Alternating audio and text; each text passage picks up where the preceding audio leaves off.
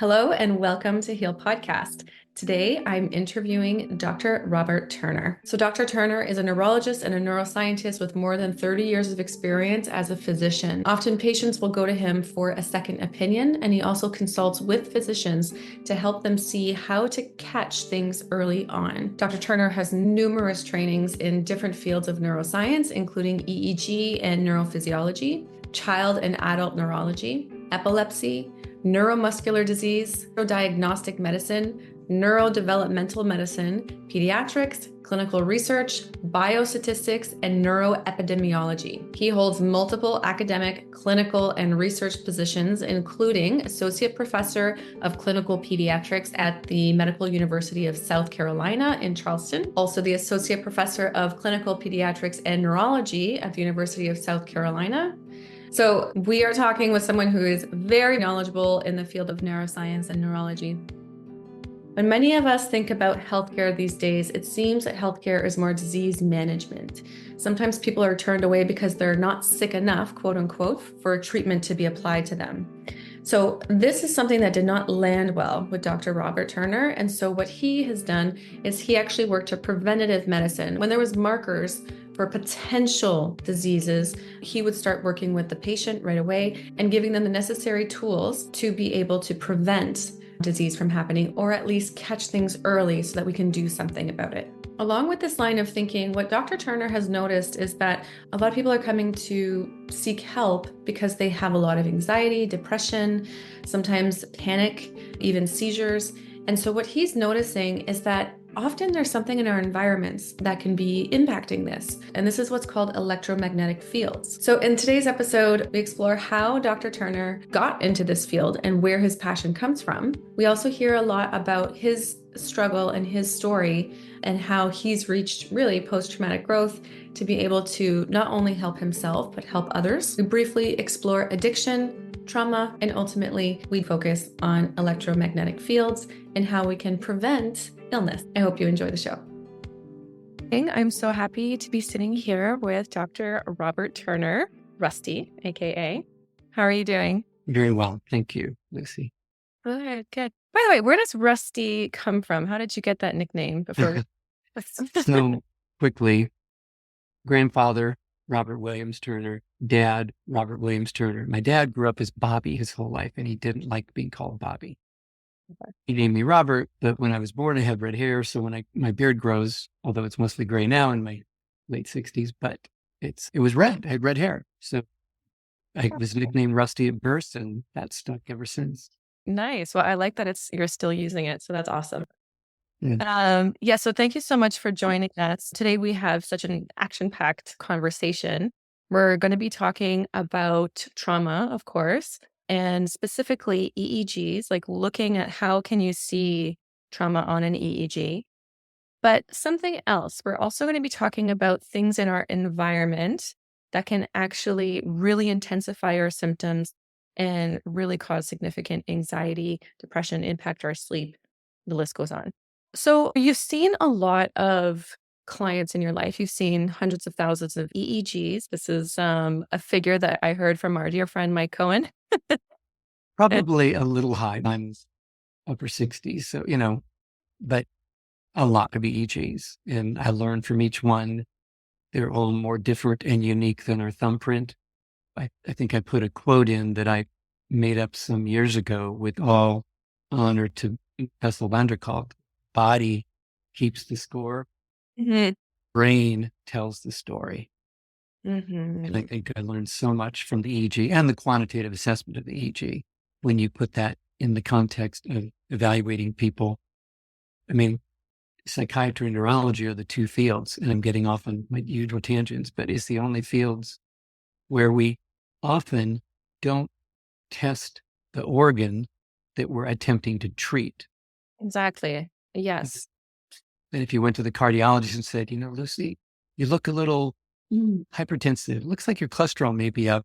We're just going to start you on a statin and a cholesterol. Wait, doctor, don't you want to do some tests first? No, we're fine. We can see it. Yeah, but they're not looking at it. It's true. It's true. And then people are being prescribed, anxiety medication, depression medication, just through the roof. And really it could be that they don't have that, maybe that's the expression that it might look like, but really inside, when we take a look, we see it's really a much different story. Yes. And that's, again, I like analogies, which I hope are helpful, but it's in a sense, somebody with meningitis and they have a fever, we're going to treat your fever because you're going to feel better when that fever comes down. Well, what caused the fever? And so it's fundamental healthcare is get to the roots, get to the causes. And I think we're doing that in healthcare, which I affectionately sometimes call disease management, because we're so busy putting out fires, and there's more and more fires across all specialties now that there's not time to really truly practice health care like what you are doing and training and implementing, and many people in our field of neuromodulation are truly providing health care, but it's outside the matrix. It's not in what we consider traditional allopathic healthcare. Yeah. Great. What we're doing is neurofeedback, and you're a neurologist. So you're looking at these scans, these EEGs. And so, example, I work with a lot of people who have trauma, and I use neurofeedback, and oh my gosh, what a change this has been doing. Absolutely. It's unbelievable. And so it's literally fast tracking a lot of the treatment and then actually getting to layers that, talk therapy just can't get to. So I'm seeing these changes in a really significant way. And so I'm curious, let's say if you were to receive an EEG from a traumatologist, what are things that you're looking for or that you might see as a concern on these EEGs? From the traditional training, when 40 years ago, training in EEG, we're trained to look for what's deviations from we call normal. I don't use that term normal. I call it neurotypical based on age, neurodevelopmental or neurotypical. And so we boil that down in neurology. Basically, we're looking for spikes. They indicate seizures, risk for seizures. And I have a different voice, I guess, authority, or slowing that shouldn't be there based on the EEG. I'm looking at what the whole background looks like, following the trend that for the last several decades, at least, we're seeing more and more slowing of EEGs, particularly even in younger and younger children. Their background, the PDR, posterior dominant rhythm that you've learned about, is slowing down, low and slow. So they're getting slower over time, and not just, you can't blame it on aging, and the amplitudes are getting lower. And so when we were trained in EEG back in the day, the mantra was, when in doubt, call it normal. And so that's what's been done for a long time. Unless it's grossly abnormal, call it normal. But that's not it. Well, and I'm not trying to make mountains out of molehills, but often people, particularly with a history of trauma, even if it's not yet recognized what's being manifested in symptoms because of those roots of trauma and other things, they see some healthcare prescriber or provider and a cluster of symptoms, but there's the correlation of the root of trauma really isn't there.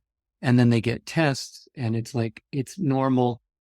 And sometimes either what's said or what we hear is your tests are normal, you're normal, bye-bye, which fuels more and more of the hopelessness. But from the EEG, abnormalities that are there give us a clue of something going on in their life.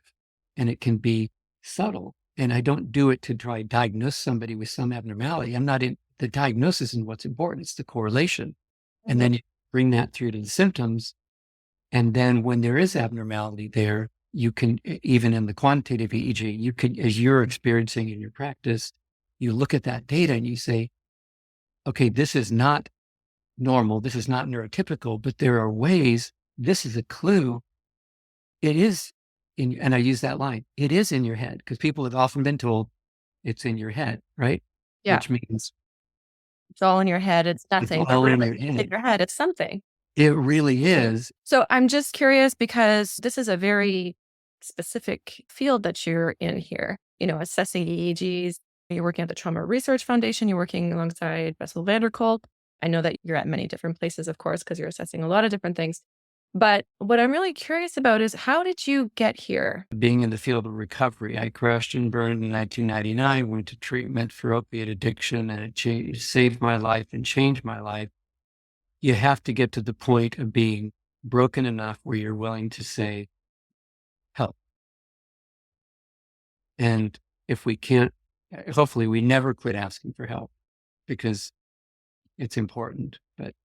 And that's why you will never be without clients, your patients, the way the world is continuing to develop. It's endless, not even without all the other traumas going around in the Middle East and other places, and people that are trying to center on helping in the trauma issues going on in the Middle East. But it's going on in Toronto. It's going on everywhere.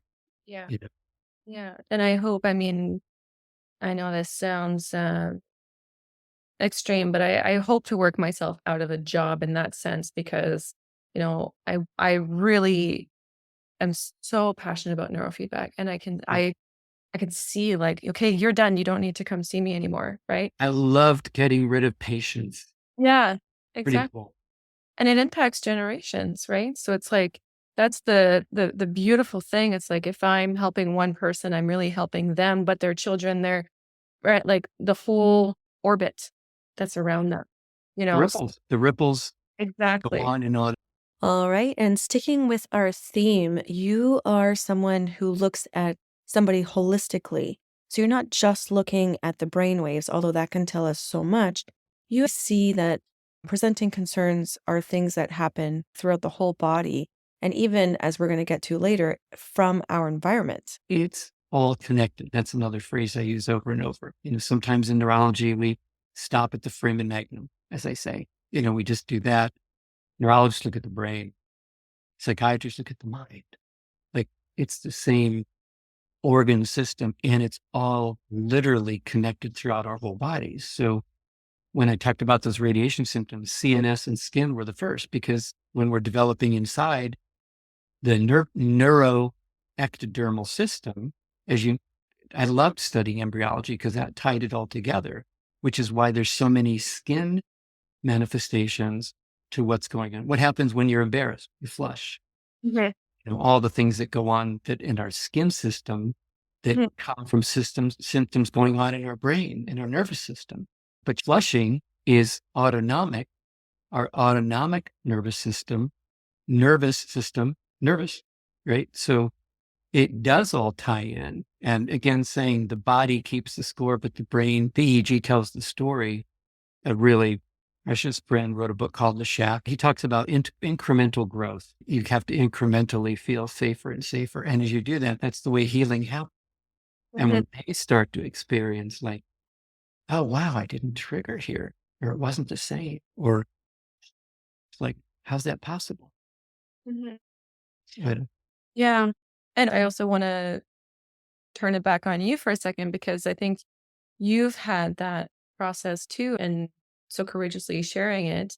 And, we see that you said I had to hit almost, you didn't use this word, but you almost had to hit rock bottom I to sort of develop yourself. mean, my first experience with chemicals was in elementary school and it was with opiates. It was with cough medicine. Again, that was back a long time ago with a kid his dad was a doctor. He brought cough medicine to school. We went up. I remember this when I was in fourth grade and we took it most people with addiction, we do the things we do because it makes us feel a way that we think we want to feel, Hmm.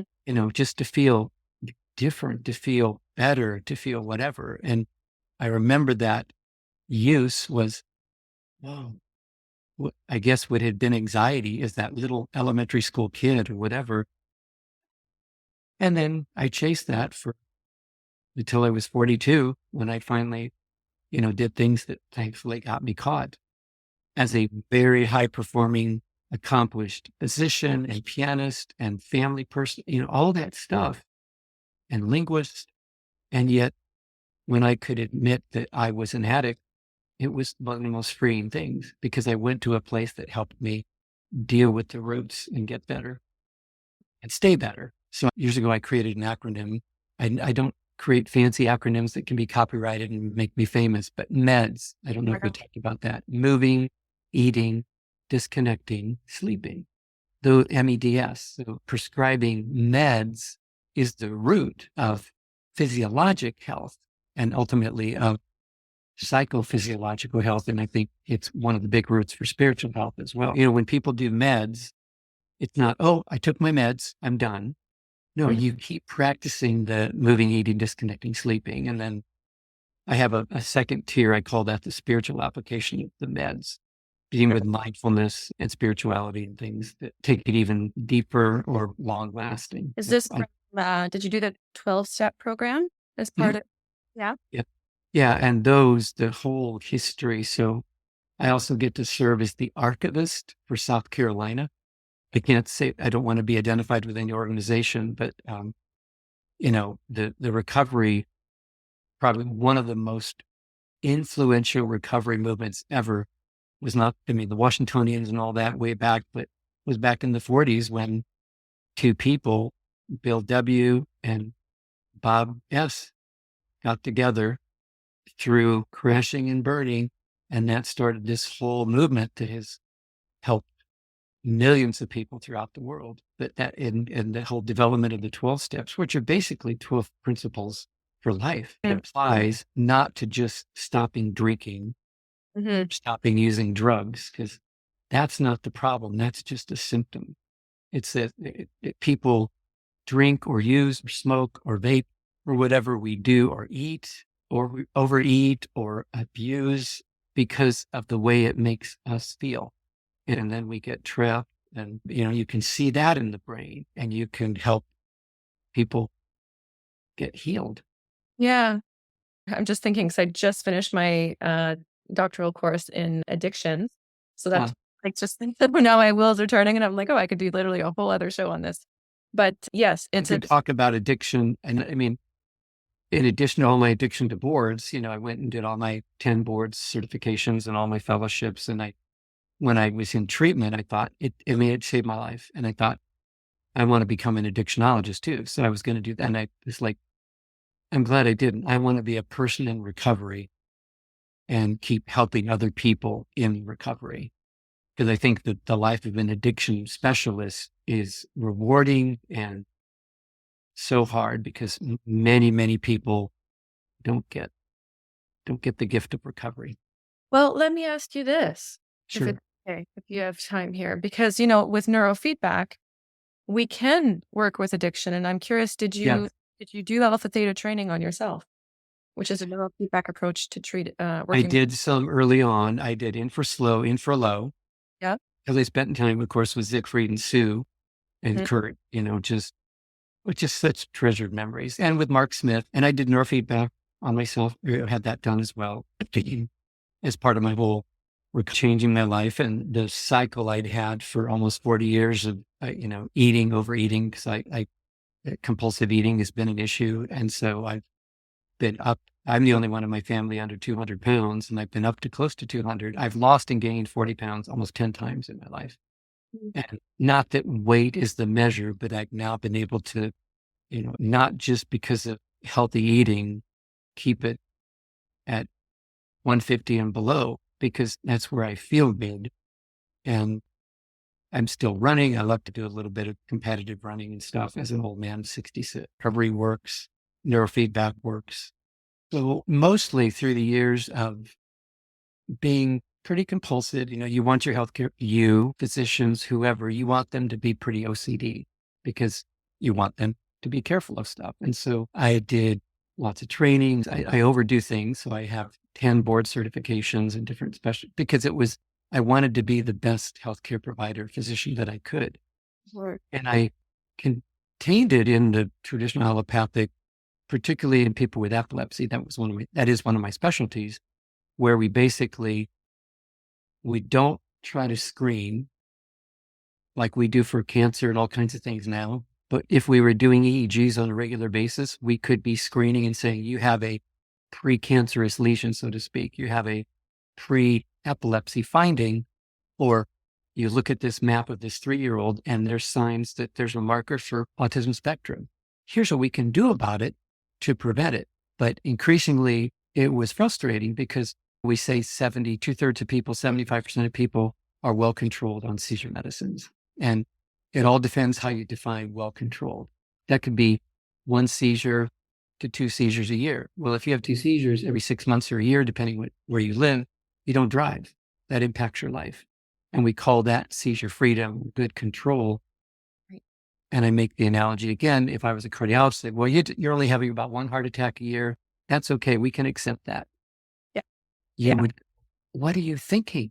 Yeah. And so our allopathy approach is anti-seizure medicine. They, in the past, have been called, you'll heard the term anti-epileptic drug, AED. Mhm. And that term is finally going away, although people still use it. The medicines aren't anti-epileptic. They don't reverse the epilepsy process. They're basically Tylenol for the fever they're trying to suppress.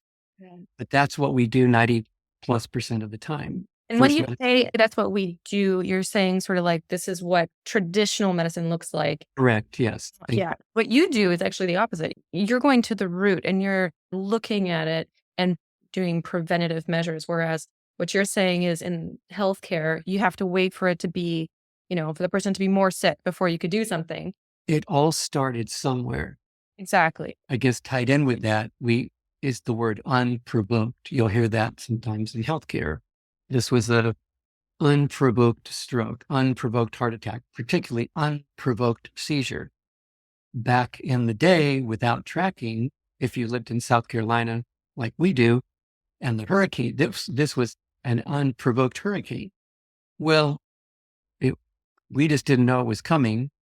We didn't have radars and all that stuff. And everything has a source as a start, as you said. And we do think we're getting to causes. And now the big focus is genetic, which is important, but we're not looking at where all those genetic abnormalities are coming from. You wouldn't want your oncologist to wait until the stage 4 cancer is manifest and then come and see me and we'll see if we can help you.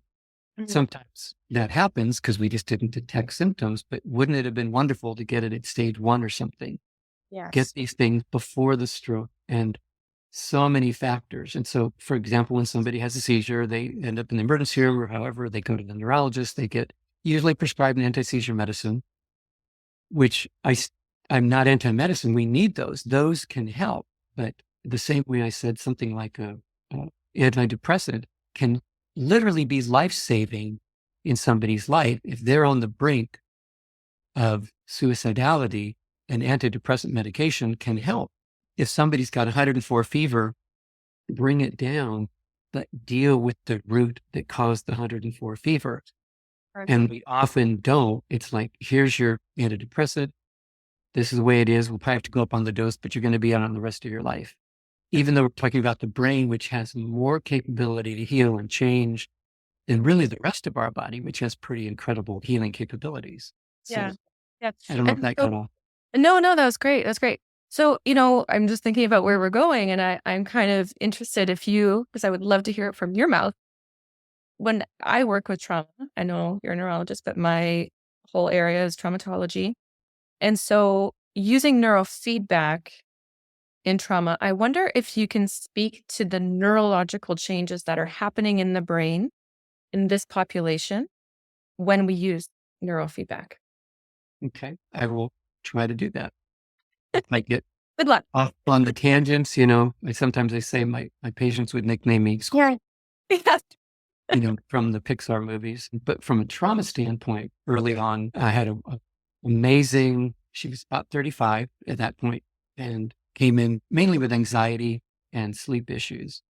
And eventually her husband and the 2 kids came, but we were going through, and I had an extensive 5-page history questionnaire that I would go have everybody fill out ahead of time, because that's the more you know, you get the context. And I talk about different types of traumas, but I would word them in different places in the form. Because have you ever had trauma? No.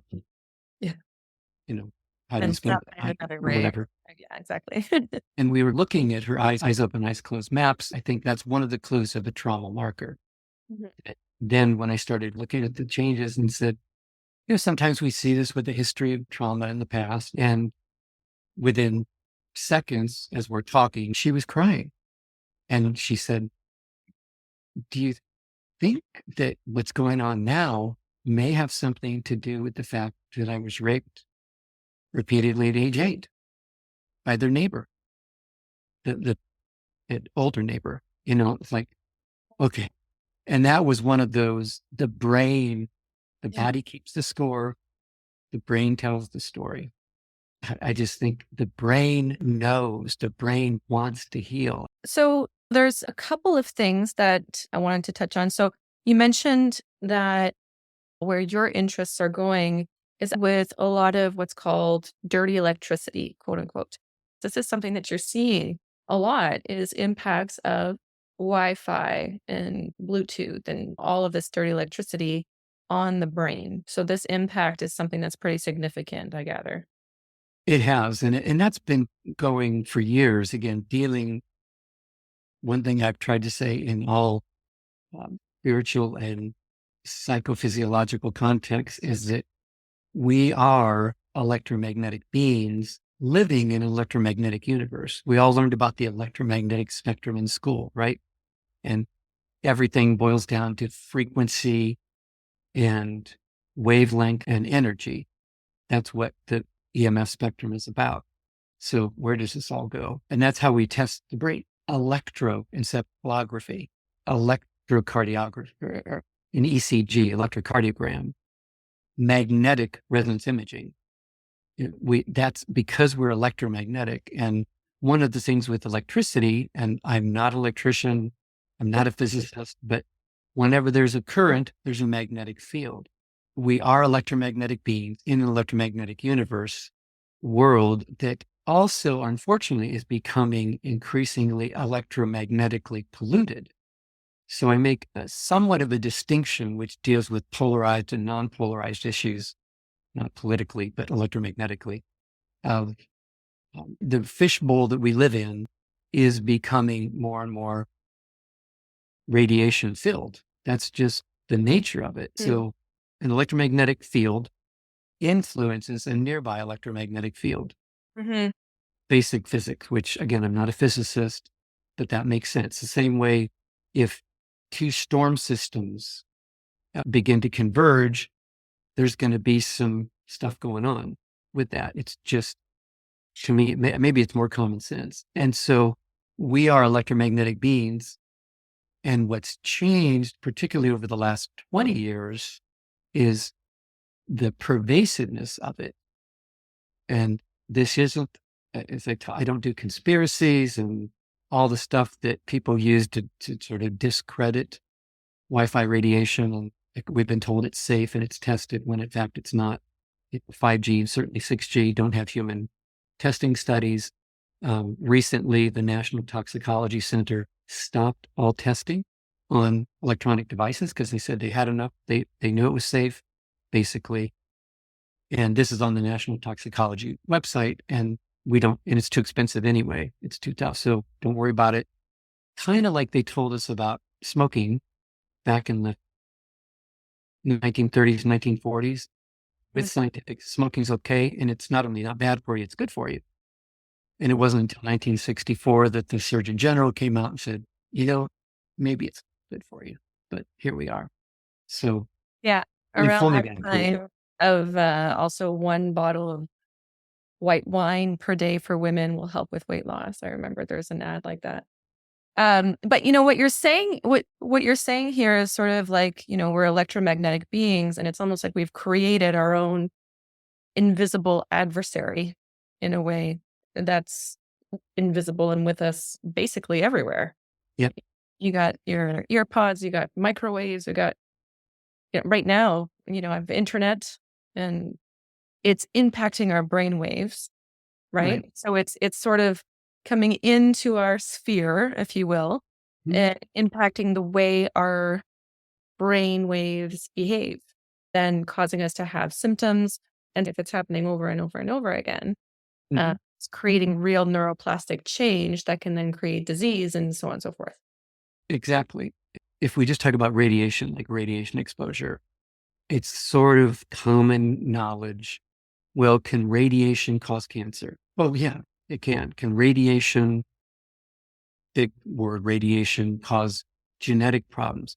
People, yeah, of course but we don't really think what radiation is. And it's that whole spectrum. When I talk about meds, moving, eating, disconnecting, sleeping, disconnecting, here's what the healthcare prescriber says at the end of the visit. Well, make sure you exercise regularly, eat well, don't be on your devices too much, and get good sleep. Boom, boom, boom. I've done my diligence of prescribing healthcare. But with the disconnect, with the electromagnetic world, you can't see it, touch it, taste it, smell it. There are people that have electromagnetic hypersensitivity syndrome, which is a real disorder. But most of the time when people come in with symptoms, we don't recognize the symptoms of what electromagnetic radiation, how it affects us. We understand that in the big scheme. If somebody has radiation therapy, chemotherapy, radiation therapy for some type of cancer, oh, well, it's going to affect their skin. They may lose their hair. They may slough their GI system because it hits rapidly dividing cells while you're trying to kill cancer cells, for example. So there's predictable symptoms, and I have a slide of that, and then I say, what are the documented, when you're dealing with an environmental toxin, or actually it's a fine print thing, but the correct word is toxicant. A toxicant is human created. A toxin is considered in the natural environment, like botulism. A toxicant is something that's human made, the pesticides, all the stuff that's filling our world and our food. And so electromagnetic radiation is a toxicant because we've created, and that's different than our whole electromagnetic sphere that we live in. As I talked about before, there's only 3 things you need to know about what's going on with a particular form in that electromagnetic spectrum. It's wavelength, how much of the waves, and you can have the tsunamis, the big gamma things, the frequency, but with that comes energy.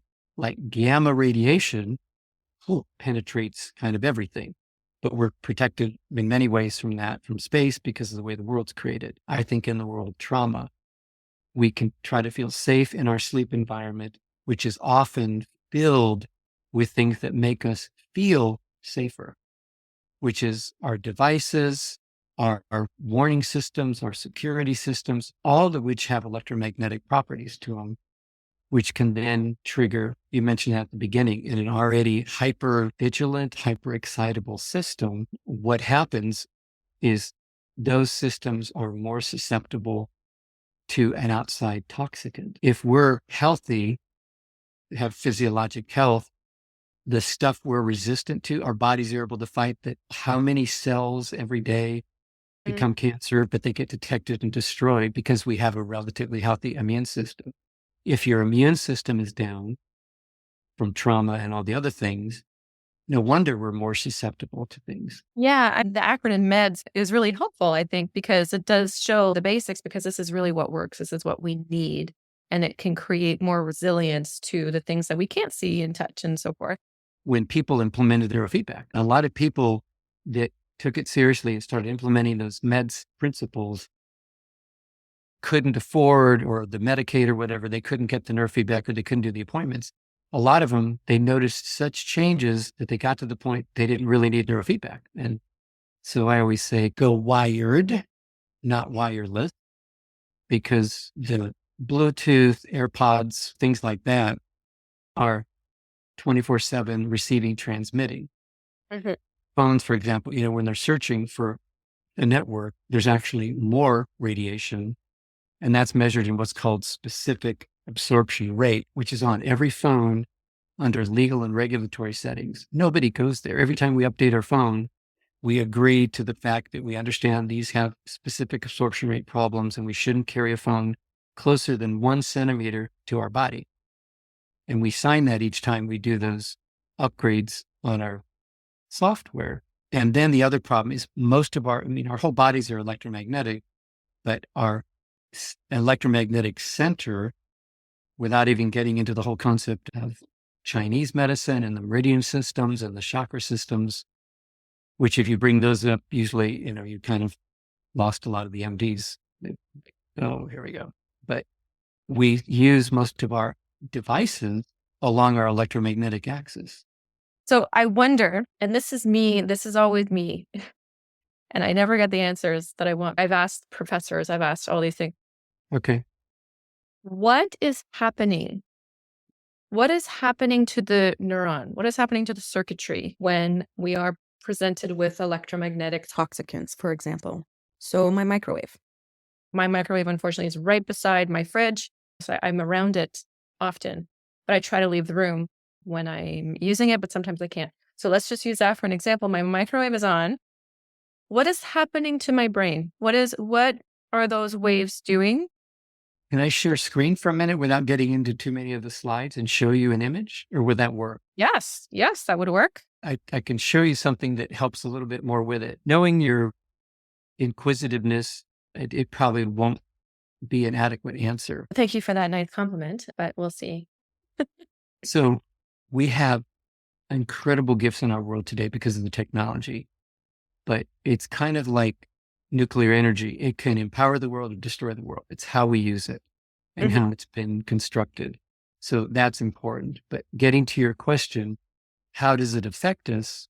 We are electromagnetic beings. It's all of our central axis, our head, our spinal cord, our cardiovascular, our gut, and our reproductive system, the urogenital systems, function electromagnetically. It's the nerves, that's how it's all connected and working. And then there's the chemicals, the neurochemistry that is secondary. It's the impulses that release the neurochemistry that keep the electric, it's a beautiful dance of the two.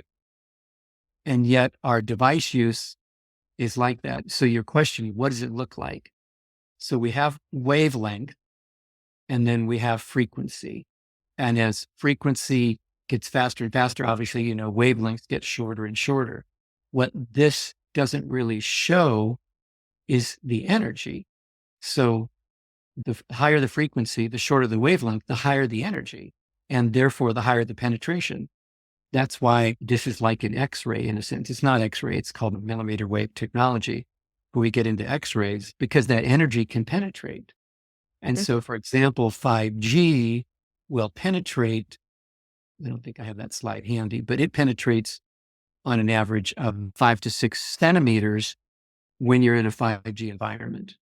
So this goes right through the brain, goes right through the body, creating its own flow, its own wave, like an ocean wave, if you will, in the body, and then sort of impacting our own waves to then change to a frequency that's unknown. We can see light because we can see the visible spectrum, which is a whole nother problem when you're looking at the part of the visible spectrum as we stare at active light sources, which we didn't do 100 years ago until electric television was invented. Don't go to the light because light's processed in the eye, but it's processed in the brain. That's why screens and other things, why there's, at least in part, so much more anxiety, depression, all that stuff, apart from social media. But this is great. It shows you what we don't see. It helps the awareness of it. But I'm fine. Putting it together with what you're saying with your MEDS acronym and looking at how are we building resilience. So you're saying movement, the way that we eat. So we got to eat healthy, of course. Free. Disconnecting from our electronics and then sleep. So all of these things are building resilience. Working out, when we're moving, we're building resilience for our mental health, for our cardiovascular health, overall digestion, self-regulation, all of these things. Eating healthy can help us optimize. So when I'm looking at this, one of the major things that I'm looking at is that this is actually part of self-care, is to disconnect and to hardwire versus wireless to help build that resilience to the things that we can't otherwise see. That's absolutely perfect. And thank you for wording it that way. And again, not as a trauma expert, other than my own personal experiences with that through the years, but often a manifestation, and you're the expert here with trauma. What do we do typically? I mean, we know isolation can be deadly. We hear that more and more. Isolation, the COVID pandemic did not help that. Yes. But often when there's trauma, we close in, we isolate. We typically are then outside less. We're not getting light and fresh air. We're not moving. Mhm. Our eating habits typically in a traumatized situation aren't as good as they could be, let alone the function of our GI system. When it's traumatized, the gut is the biggest influence on the brain. So that's kind of messed up. And then how many people that you see with trauma having sleeping issues, either hard to fall asleep, hard to fall back asleep, too sleepy. I always say people with sleep issues don't have a sleep problem. It's not a problem. They can go to sleep in the middle of the day when they don't want to. So falling asleep, it's doing it when and where we're supposed to. But then the disconnect, what's left is I'm by myself. And so we immerse in, most people don't get a book off the shelf and read, we go on the social media, which we know is toxic. Mhm. And that I will put this in here as a quick gap. The Surgeon General published about 6 months ago. I do want to show that to you because that's, as a traumatologist and others, this was published earlier last year by the Surgeon General. It's a 20-page document, easy to read. It's a free download on the Surgeon General's website. We cannot conclude social media is sufficiently safe for children and adolescents and outline immediate steps we can take to mitigate the risk of harm to children and adolescents. And it's not just children and adolescents. And it puts the warning reference to self-harm and suicide. Have you ever seen a client that has had issues with suicidality and self-harm? How common is that now?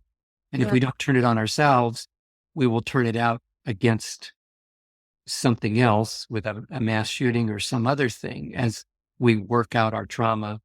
But we go into that very point and immerse ourselves in an electromagnetic environment, which is operating on an already overcharged powder keg, so to speak. And then get back to your question, what does it look like?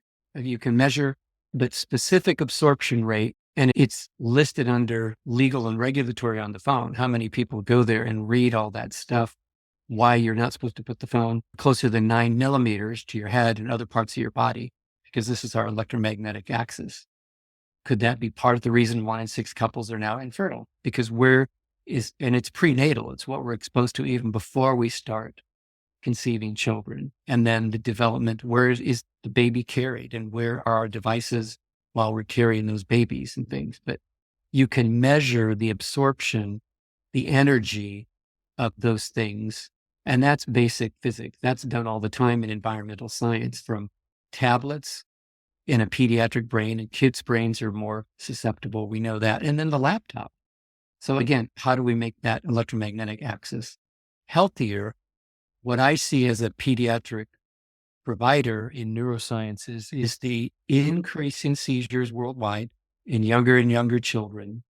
And then when you think about the incredible miracle that's happening during pregnancy and gestation, the most delicate and incredibly intricate miracle is happening in the development of the babies that are immersed in this. It has multiple systemic effects, not all of these in every single person. And it gets into mechanism. When you talked about what does it do in your field, more and more of it comes out in the mental ill health symptoms. And so I say, has anybody seen a client, a patient with dysregulated mood issues, impaired cognition, dysfunctional behaviors, or poor sleep?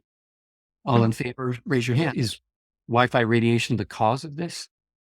No, it's a multitude of things, but we're missing how this is triggered physiologically. There's mechanisms from what's called electronic screen syndrome. So there's just the blue light effect.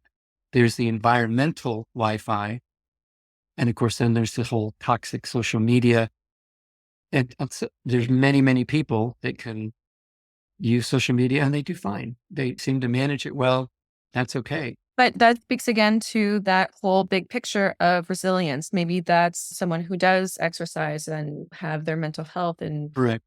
maybe they're doing neurofeedback, or, all of the other pieces of the pie may be stronger to help them be more resilient to this. Well, thank you so much, Rusty, for everything today. What a thorough conversation. Is there anything that you wanted to add as like parting words? I don't know how much we even talked about a lot of the Wi-Fi radiation stuff, because it is, the deeper you look, the more it's like, put me back in the matrix. I can't handle it. It's overwhelming. And yet there's simple steps you can do to be safer along with the med stuff. But if we're not, the one thing of the moving, the eating and the sleeping, there's a lot of kind of awareness of that. The disconnect is there's not as much of the awareness. And so a couple websites I think are wonderful. We have one called Physicians for Safe Technology, which has wonderful resources. One is called Environmental Health Trust, which has tremendous resources of information. One I encourage not just every human, but especially couples and things. It's called babysafeproject.org. Okay. Really good. As far as where do we go? How do we start to learn? And it's so simple. The first thing is distance is your friend with any electromagnetic stuff. So I try not to carry stuff on my body. I try to use wired whenever I can. My computer's wired. I want to have resilience to try to stay healthy, because it literally affects every system. It's all of our CNS systems, all of our senses, the immune, the gut, all those things. And like you said, with trauma, we tend to isolate. We may not eat as well. I'm not sleeping as well. So what am I going to do? I'm not going to usually get a book and read it, a nice peaceful book and poetry. We're going to get out our social media and do stuff like that on the blue light, on the screens, with the specific absorption rate that's adding fuel to the fire. And then we wonder why we're not getting better with all the prescriptions that the healthcare prescriber is trying to give us. So, which that too can suppress immune, and that's a whole other. yes. But yes, oh my goodness. Thank you so much for all of this. I will also put those links in the show notes for those of you who are watching and listening. So do feel free to look at the show notes. And Rusty, I hope to have you back again. Thank you so much for meeting with me today. Thank you so much for giving me this time. Of course. And the time together. Thank you, Liz. Thank you. Heal Podcast is an educational platform that aims to depathologize trauma through meaningful conversations. None of the information provided is intended to replace conventional therapy, and all listeners are invited to seek their own professional services for their unique concerns. We are thrilled to have our listeners as part of our growing community. We strive to make our conversations as educational as possible and, of course, interruption-free, which is why we do not include advertisements. So with that, I ask that you please subscribe to Heal Podcast, like and share it with your friends, and of course with your social media to support the growth of this channel. I'd love to stay in touch with you, so come follow me on Instagram at Heal Psychotherapy. You can follow me on YouTube, and you can also come visit us at healpodcast.com, where we do give away lots of free resources. You can get a free ebook, and you can also submit a question for our next guest. Last but not least, I'd like to take a moment to thank Jordan Bernard for creating the music for Heal Podcast. And of course, I'd like to thank you so much for being here. And as always, I'm truly rooting for you.